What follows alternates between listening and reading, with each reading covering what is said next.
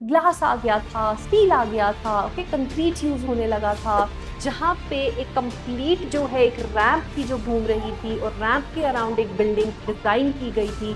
That was one of a first of its kind. पहले architecture जो होता था म्यूजियम्स का, उसमें हॉल होता था, हॉल में वॉल्स लगती थी टेम्पररी और उसके अराउंड आप बंदों को घुमाते थे। यहाँ पे अगर मैं सेक्शन की बात करूँ तो दिस सेंटर में ये रैंप है जिसपे हम चल रहे हैं और साइड में जो वॉल्स हैं वहां पर पूरा का पूरा डिस्प्ले हो रहा। Hello everyone, today we will discuss a futuristic design, the Guggenheim museum.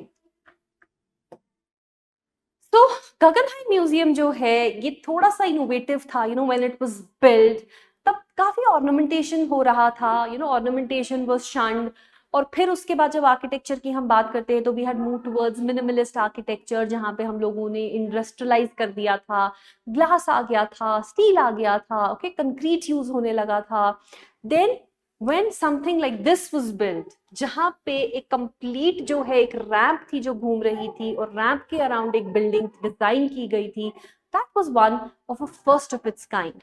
ठीक है, it was designed by Frank Lloyd Wright. This building is in New York, okay, and it is renowned for its innovative and futuristic design.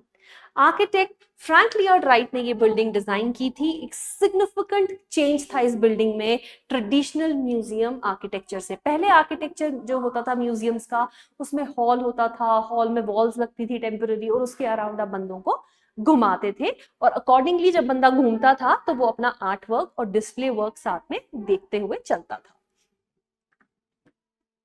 So it was completed in 1959. So just imagine something which was built in 1959 and it was made with an innovation in mind, the impact that it would have created on the future generations.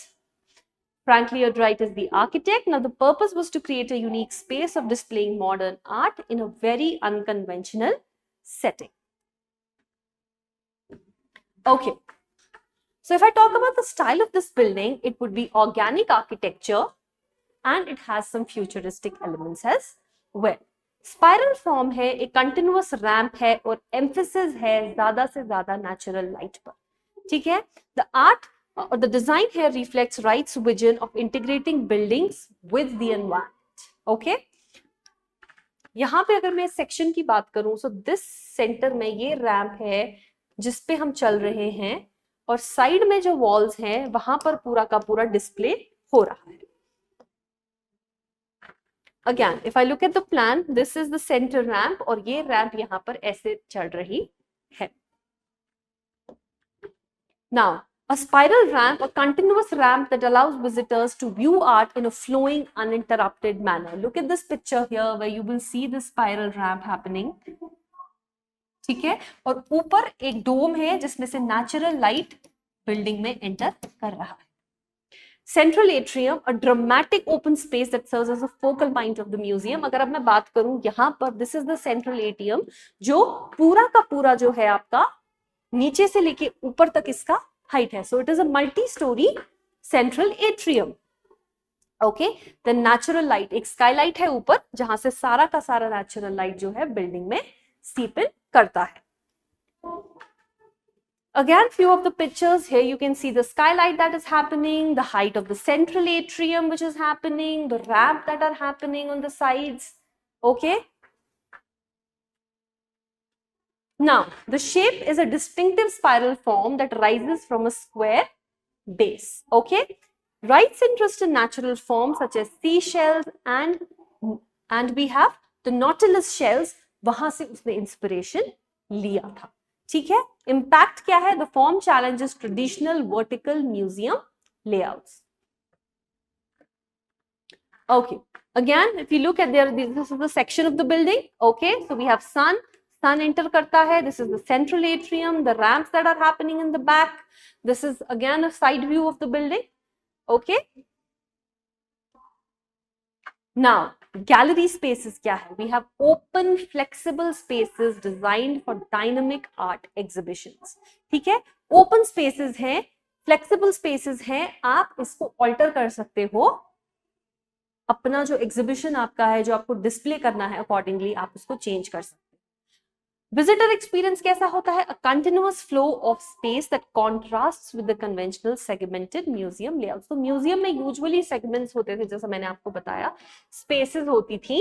Let's say ये space है, तो इस space में enter करके आप इधर का art देखते हो, इस स्पेस में एंटर करके आप इधर का आर्ट देखते हो, बट इस केस में कंटिन्यूअस स्पाइरल हो रहा है और उस पे चल के आपको सारा का सारा आर्ट वर्क देखने को मिलता है। सेगमेंट नहीं है, it is an open floor plan. Few pictures, again you can see how the ramp is working, how the human beings are sitting, कैसे वो रैंप पे चढ़ते हुए अपना आर्ट वर्क उस साइड की डिस्प्ले पे देख रहे हैं। Reinforced concrete was used to achieve the museum's sweeping curves. Okay, construction challenge ये था, addressing the complexities of creating a spiral form with concrete. Back in 1959 जब ये करा गया था तो knowledge भी limited था, correct? But at that point when something like this was built, so it was way ahead of its time.